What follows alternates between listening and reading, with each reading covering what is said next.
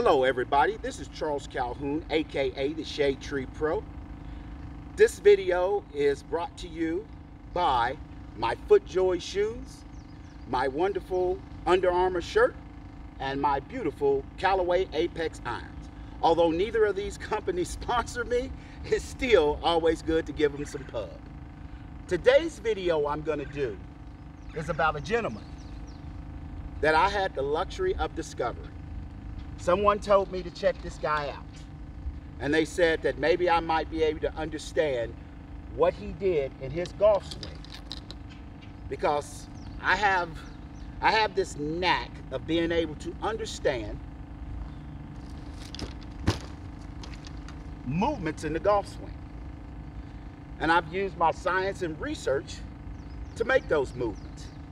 But this guy, he said, be elegant. His name was Count Yogi.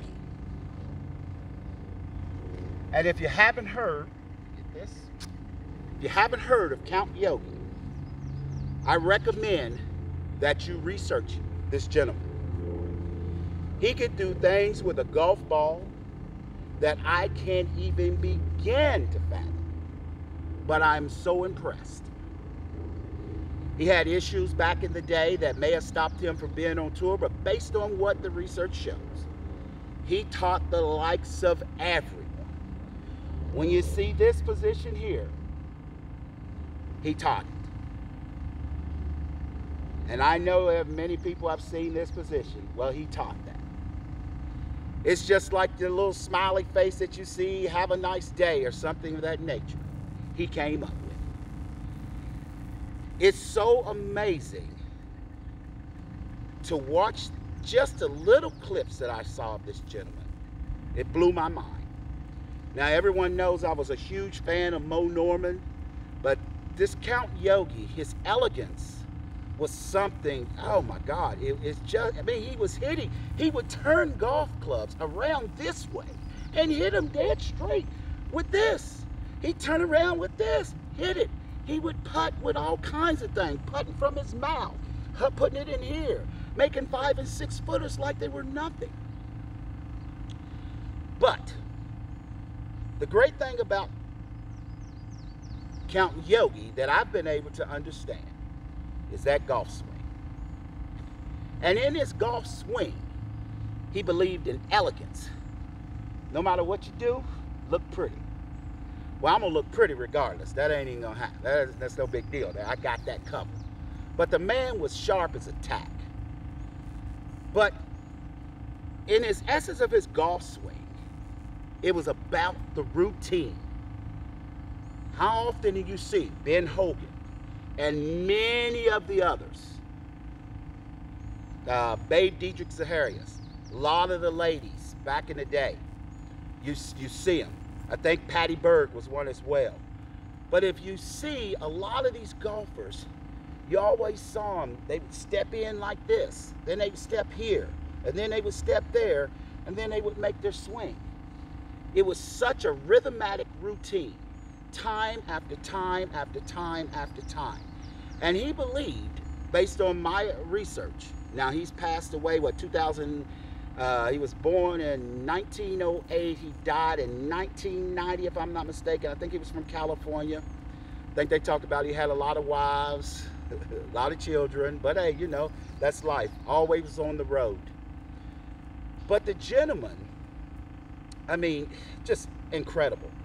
He believed in this beauty of this routine. He would set up there. He'd get that club like he wanted it. He would look at his target. He stepped 1, 2, 3. Then he would go 4, boom, 5. And he said, always finish pretty. Elegance. He dressed elegant. So let's see if I can add some of the science of what he used to do, or use science in a sense. Well, I know for a fact is that when he sat here, stepped in with this foot, the spine was behind the ball. Then when he put this one, the left foot, He was basically getting that preset to where he was going to go, where his body was going to go through. Then the next one, he was setting this back to get him set to where he was going to turn to. And even more so, it allowed you to be behind the golf ball being away from you, which I thought was beautiful. Even more so, you gotta remember, I'm at the golf course, so please excuse me for the golf cart going by, but hey, you know I'm at the golf course. I don't have my own place. But anyway, as I said, he set that club face, he looked at his target. 1, 2, 3, the ball was away from you. 4 and 5. And he just built that rhythm. Beautiful. Let me see if I can hit a shot kind of like he did there. 1, 2, 3, 4, and 5. Boom. 1, 2, 3, 4, 5.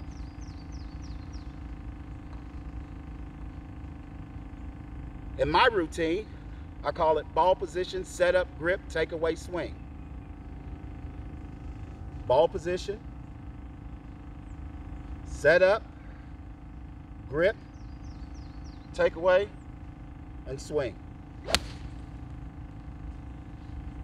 But he didn't think about any of that. His was just absolutely a mental concentration on that routine. He truly believed, based on what I've learned, that if you have complete control of your routine, then you're going to have complete control of your golf swing. And I'm not talking about, okay, let me tap this 2 times and this 3 times. No, I'm talking about a routine that is conducive to what it is that you're trying to accomplish, which is to strike this golf ball consistently. Now, what made him also unique was this. He believed in the arms going out that way because he believed in hitting up on every single shot. He didn't call it a backswing, he didn't call it a downswing, he just called it a swing. He didn't see a chip shot as a chip shot, he didn't see a pitch shot as a pitch shot, he only saw it as a stroke.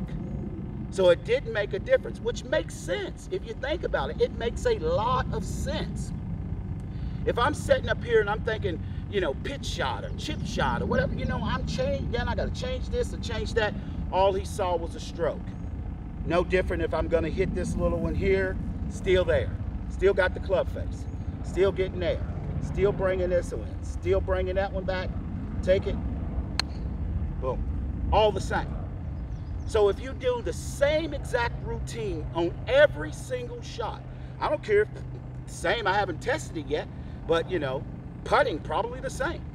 The same exact routine over and over. Now, I have some anatomical movements that allow these things to, you know, add to what he did. I don't really want to give those away right now because I think if you just get this routine of, you know, get that club face right, see your target, step in 1, 2, 3, 4, and 5, and always swinging up on it. I think you'll start to get an understanding that the golf swing in itself is about rhythm. You gotta have rhythm. So many people just stand there and they're trying to get in the positions and doop, doop, and this and that. They're all over the place. Come on, man. Let's get real about stuff. You know, let's just tell it how it is, man.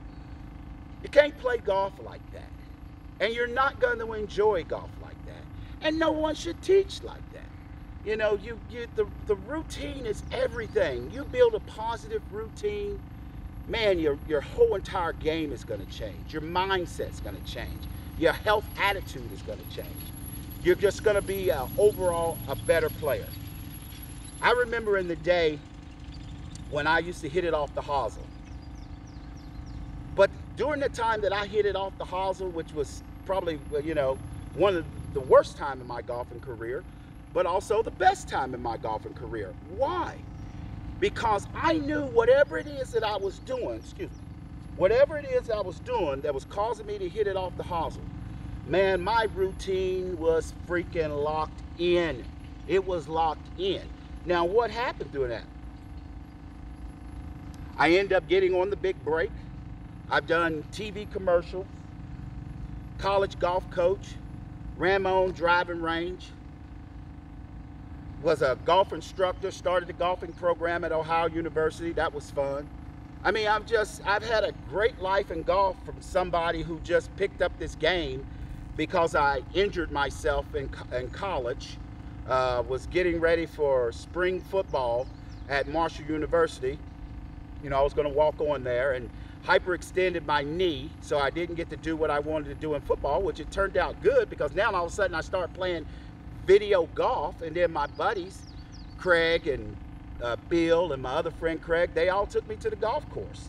And you know, and my life has changed because of it. And I was on a consistent research for understanding the moves. Doesn't cost me a dime. Ain't no pain to me. If I get it right, I get it right.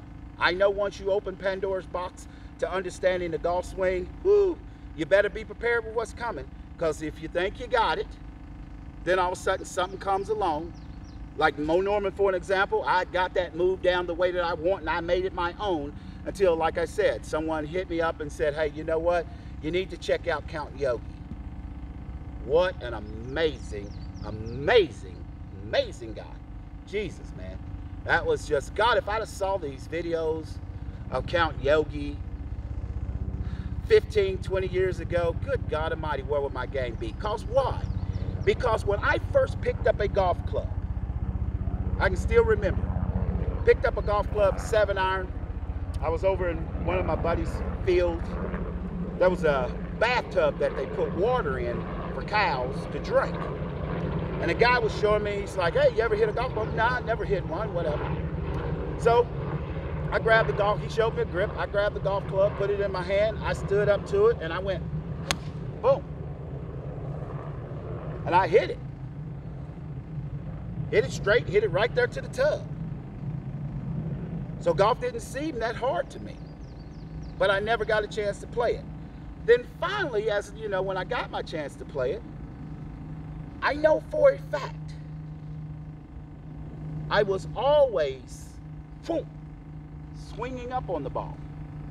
I always felt better swinging up on the ball. It made sense to me until people start telling me, well, Charles, but I did slice it, but that's because my grip was not right. And then, of course, there was too much of this, way too much of that. I didn't understand exactly, you know, the certain things that I do know now. But guys would tell me, Charles, you got to hit down on the ball, you got to get your hands leading, all kinds of different things, which is fine and dandy. You know, I don't necessarily fault them, you know, because at the time, I was listening to them because they were better than me. But they ain't better than me now. And I don't think I ever lost the concept of hitting up on the ball, because it was just something, it's just something that just seemed natural, you know. I know the saying goes, you got to hit down to get the ball to go up. But I wasn't looking so much as hitting the ball as much as I'm thinking about is where I'm finishing. Because that's all I knew. I didn't know anything. But then as I indulged in the teaching and breaking down the golf swing and understanding and seeing this or whatever, you know, the smash factors and this and that or whatever, you know, I started looking at, well, you know, I'm looking for something that will work tomorrow. It might be good for 1 or 2 holes. It might be good for that, but I'm looking for something that'll work tomorrow. So when I discovered Count Yogi, it's almost like he gave me permission to say, Charles,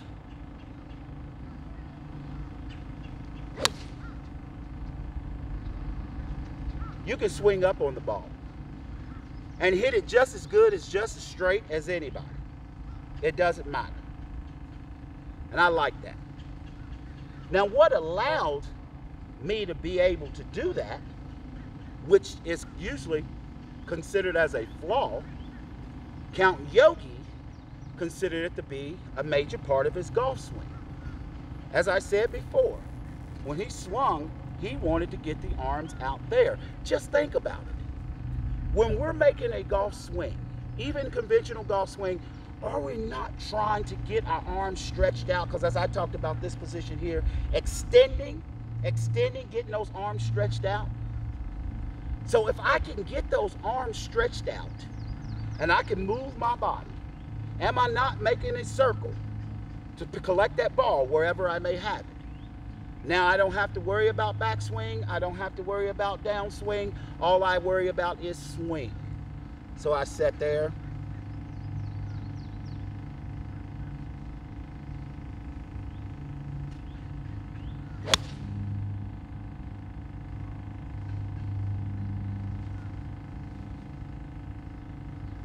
Kind of like White Man Can't Jump. It's pretty. It's so pretty.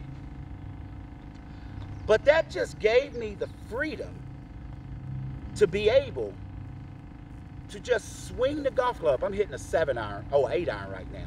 But it just gave me the permission just to be free. Like one of my buddies out here. I'm at Marriott Grand Vista right now. One of my buddies where I had my hip injury. I couldn't let go. He said to me, Charles, you're just not letting go. You're not letting go. So he worked with me and did some things. He used to play on the Asian Tour, went to North Carolina State. I think he played with Tim Clark and those guys. But he gave me, his name's Brandon. He gave me some things to get me to turn through. But most importantly, he gave me the permission, subconsciously, not to worry about my hip. Be free and let it go. And I've been striping the ball very, very nicely ever since. And I definitely thank Brandon for that. And he and I are working on some very interesting things that I've shown him in the golf swing that, it puts a smile on his face. It's very, very interesting. Oh yeah, I'll throw this plug in there. I do dip skull, apple, that's another plug, I know it's not good for you, but hey, I do it. I also drink George Dickel. That's my favorite drink. George Dickel Sour Mash. Some people say, oh, you mean Jack Daniels? No, George Dickel Sour Mash, ginger ale with a lime. Usually have that at my local bar. That's the Tap Room off of Raleigh Street here in Orlando, Florida. It's a cool place. Like to throw a lot of darts. Hey, I'm throwing darts now. Used to play Golden Tee a lot, still play, but I'm really into darts because darts kind of help me with my golf swing, getting my aiming and all that down. That's another story. But back to Count Yogi. As I said, if you haven't seen him, go see him. Now, letting you know, I'm just doing what I'm doing, like I'm doing back in my granddaddy's store back there when all the fellas would get together. I'm just chewing the fat, talking about it, giving my opinion. You don't have to agree with me, believe me, like me. It don't make no difference, It is what it is. We're going to keep moving forward. That's what we do around here. We keep moving forward. Ain't no need to look it back. How it goes. So now, as I said, using Count Yogi's method,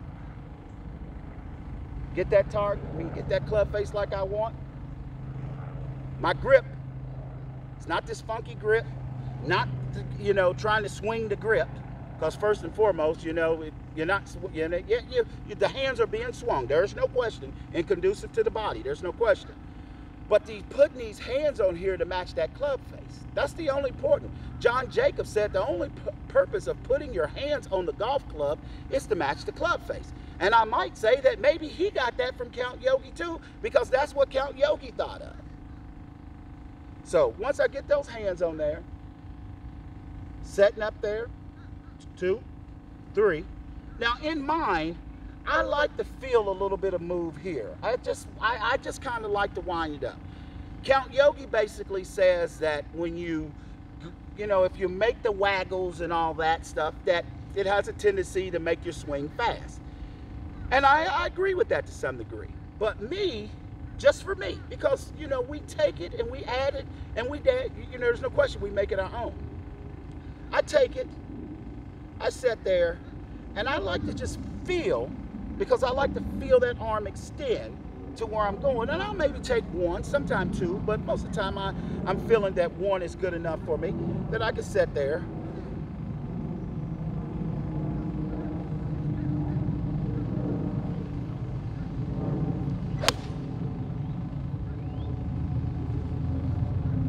And swing it that way.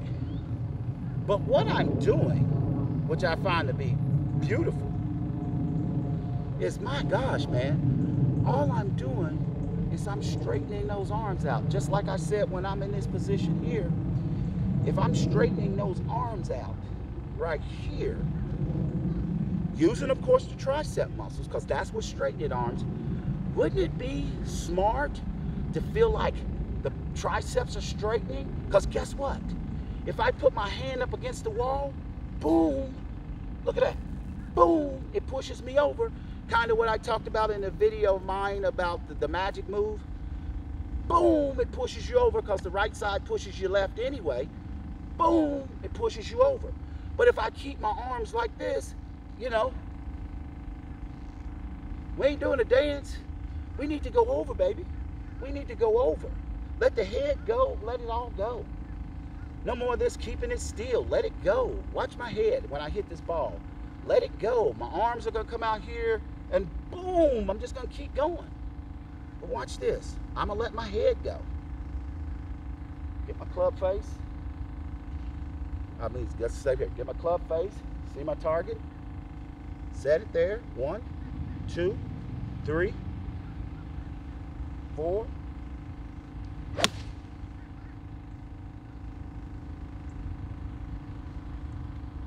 Hey, Yogi. Count Yogi, baby.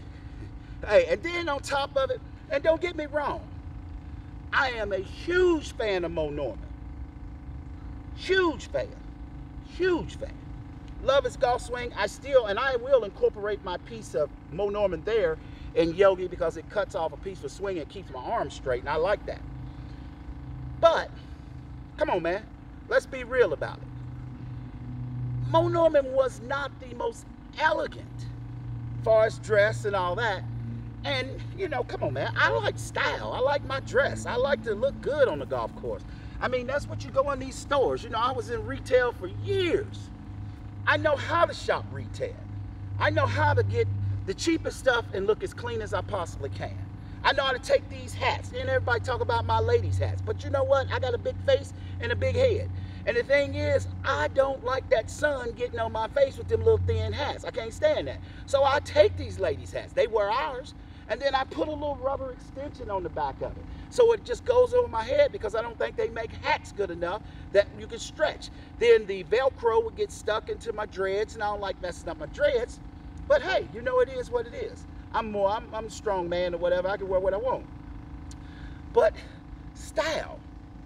I mean, that brother, Count Yogi, he stayed clean. Muhammad Ali loved him. So again, Count Yogi. Taking a look at it. Getting that club face, getting that hand. Ain't worried about what the hands look like. You ain't got the V's pointing here, the toes pointing at. No. We ain't got to worry about that. We feeling, baby. We're in the feeling mood, you know. So we feeling that club face. Getting them hands to feel that club face. We looking at that target where we want to go to. We setting it there. 1, 2, 3, 4, and 5, baby. Now, the elegance of Count Yogi is that the man did this all the way up into his 80s. I mean, all the way in his 80s, he was just, well, he was in the early 80s, because I think, you know, he died, like I said, in 90, I think. But the man did this. it was so pure. Like, let me show you something. I'm gonna grab my driver. And we just trying to hit a driver. Watch this. Same thing. Same club. I mean, no, different club. Same process. Seeing it there.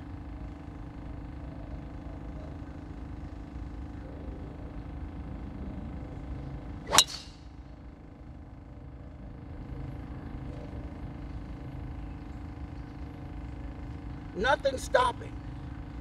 Everything's gone. But you notice, I'm not spinning. I'm swinging. I'm swinging with elegance. And the elegance of that swinging is this. To swing. Watch this. I said there's 4 positions in my own personal philosophy of the hands. Up, down, left, right. I think he took these middle fingers because they are in the center of the hands, and it allowed the hands to do that. So when he took that club back,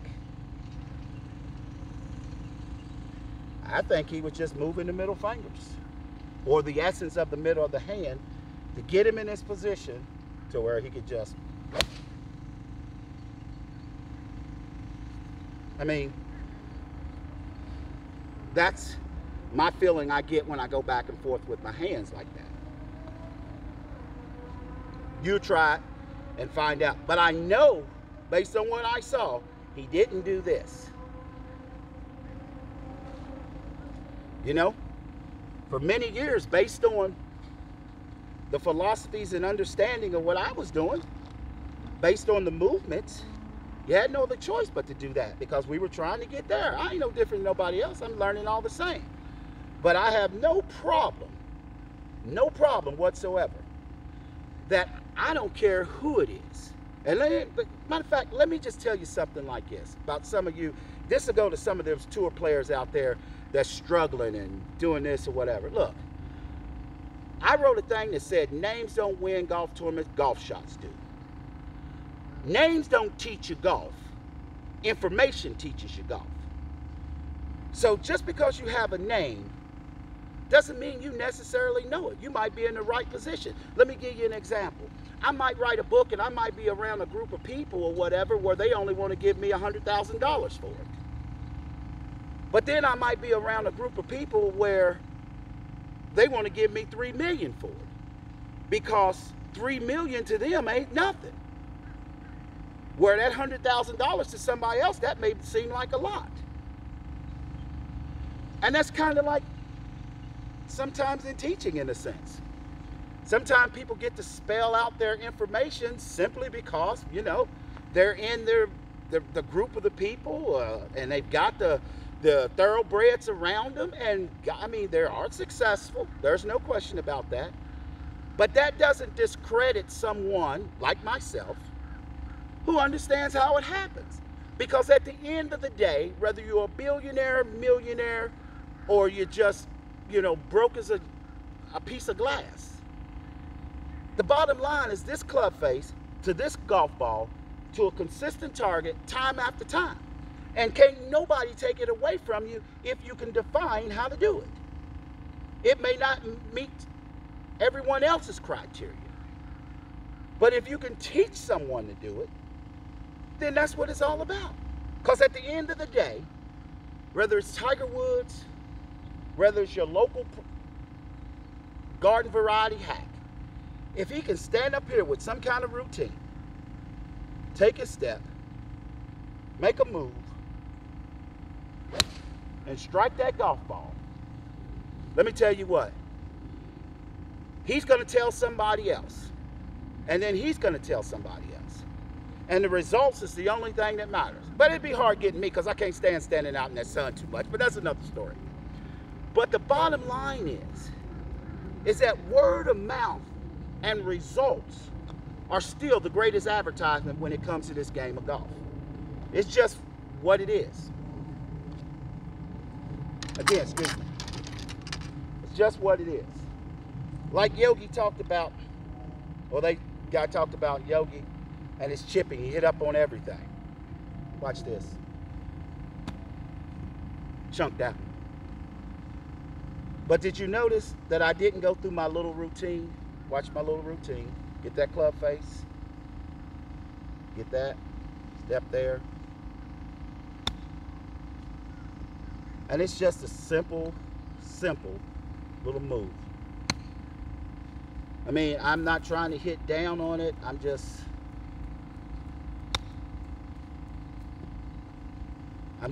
All I'm doing is making a stroke. I'm just absolutely making a simple stroke.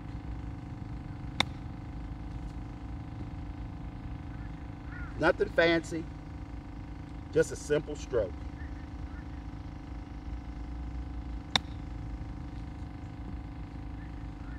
All I can say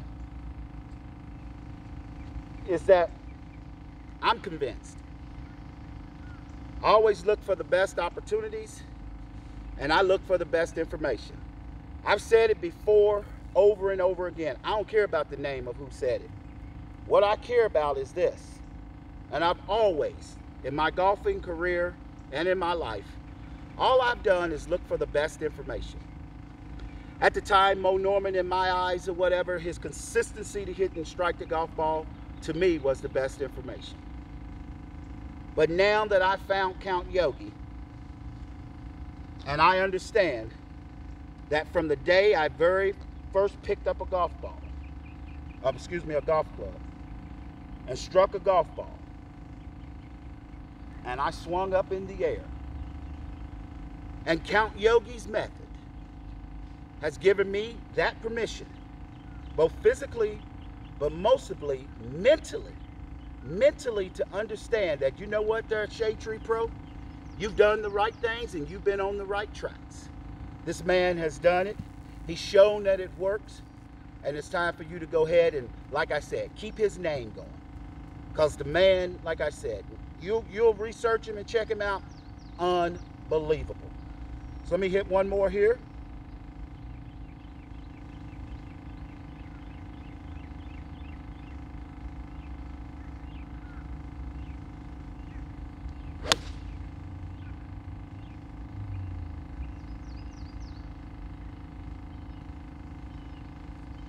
Charles Calhoun, aka the Shadetreepro, doing a little bit of the Count Yogi method, and always good golfing.